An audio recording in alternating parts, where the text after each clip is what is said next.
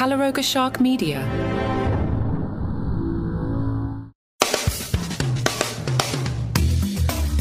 Hello and welcome to Entertainment Plus. I'm your host, Mark Francis.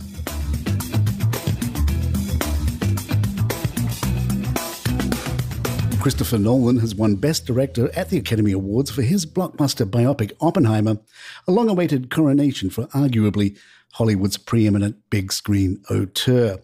Nolan has had many movies in the Oscar mix before, including Inception, Dunkirk, and The Dark Knight. But his win Sunday for direction is the first Academy Award for the 53-year-old filmmaker. In his acceptance speech, Nolan noted cinema is just over 100 years old. We don't know where this incredible journey is going from here, said Nolan, but to think that I'm a meaningful part of it means the world to me. Cillian Murphy, the veteran Irish actor whose titanic performance as J. Robert Oppenheimer centered one of the year's most acclaimed films, also won Best Actor. It's the first Oscar for Murphy, a longtime Christopher Nolan regular, handed a rare leading role in Oppenheimer. I'm a very proud Irish man standing here tonight, said Murphy. For better or worse, we're all living in Robert Oppenheimer's world. I'd like to dedicate this to the peacemakers. The most closely watched contest of the Academy Awards went to Emma Stone, who won Best Actress for her performance as Bella Baxter in Poor Things.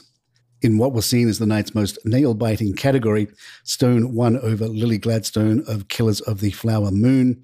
Gladstone would have become the first Native American to win an Academy Award.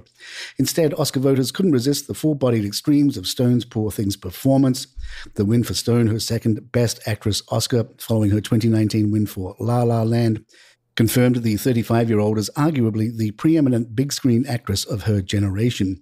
The list of women to win Best Actress 2 or more times is illustrious, including Katharine Hepburn, Frances McDormand, Ingrid Bergman, and Bette Davis. Oh boy, this is really overwhelming, said Stone. Protest and politics intruded on an election year Academy Awards, where demonstrations for Gaza raged outside the Dolby Theatre in Los Angeles. The broadcast, hosted by Jimmy Kimmel, had plenty of razzle-dazzle, including a sprawling song and dance rendition of the Barbie hit I'm Just Ken by Ryan Gosling, with an assist on guitar by Slash. A sea of Kens swarmed the stage. The lead winner, as expected, was Oppenheimer, the blockbuster biopic. Though not quite the clean sweep that some expected, Oppenheimer was overpowering all competition, including its release date companion Barbie, winning awards for its cinematography, editing, score, and Robert Downey Jr.'s supporting performance. In the early going, the Frankenstein rip Poor Things ran away with 3 prizes for its sumptuous craft, including awards for production design, makeup and hairstyling, and costume design.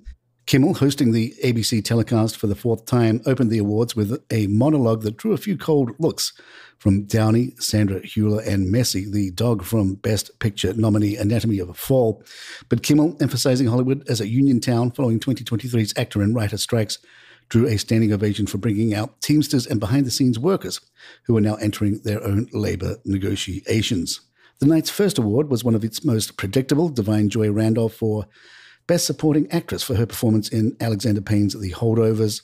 An emotional Randolph was accompanied on stage by her Holdovers co-star, Paul Giamatti. Best Original Screenplay went to Anatomy of a Fall, which, like Barbie, was penned by a couple, director Justin Treat and Arthur Harari. This will help me through my midlife crisis, I think, said Treat. The Oscars belonged largely to theatrical first films, though it came into the awards with 19 nominations. Netflix was a bit player. Its lone win came for live-action short Wes Anderson's The Wonderful Story of Henry Sugar, based on the story by Roald Dahl. It was a beautiful Mother's Day image designed to calm nerves and quell vicious internet speculation about the Princess of Wales' condition. But last night, questions were raised over possible digital manipulation of a new family photograph showing Kate with her 3 children. The image is the first time Kate has been pictured publicly, officially at least, since undergoing abdominal surgery in January. But in an extraordinary development last night, foreign picture agencies, including Reuters, AP, Getty, and AFP, withdrew the picture, saying it may have been digitally manipulated. While there is no doubt as to the authenticity of the photo, officially issued by Kensington Palace, it will do nothing to dampen the ridiculous online conspiracy theories swirling around the princess. AP issued an alert asking for it to be killed from their system, saying at closer inspection, it appears that the source has manipulated the image. Others demand it be removed from picture libraries for editorial reasons. Josh Brolin made a bold statement on Saturday Night Live. The 56-year-old Dune Part 2 star surprised everybody by stripping down to his underwear during his opening monologue on Saturday, likening hosting the late-night comedy sketch series to enduring a cold plunge bath. You know, I've been doing cold plunges for 20 years, right? Brolin quipped to the audience and viewers at home as he began unbuttoning his shirt. And the only thing I can compare this show to is that. I mean, hosting is like jumping into an ice bath. As a crew member wheeled out a tin bathtub filled with cold water on stage, Brolin shed his shirt and jacket, prompting cheers from the live audience. "Scary, it's exhilarating, your penis is in your stomach," Brolin humorously remarked before adding, "There's just no way to prepare for it," as he removed his pants. "So what you got to do is jump right in," he exclaimed, "surrender to the discomfort."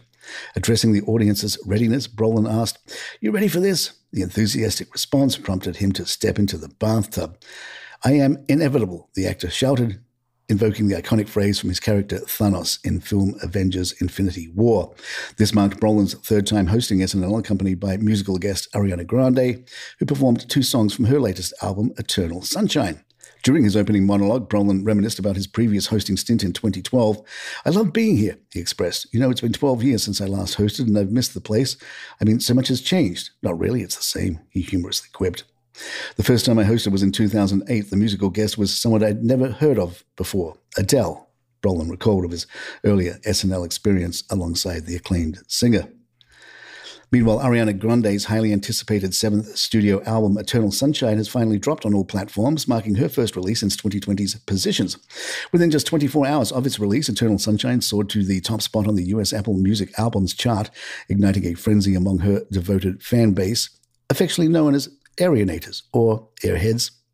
Swiftly talking to social media, fans eagerly dissected the album's revelations and hunted for hidden Easter eggs. Fans and film enthusiasts alike were swift to recognize the album's title as a nod to the beloved 2004 Michael Gondry-directed sci-fi romance film Eternal Sunshine of the Spotless Mind, starring Jim Carrey and Kate Winslet. Grande herself confirmed the film's influence on this concept album, describing it as a reflection of her psychotic dream world.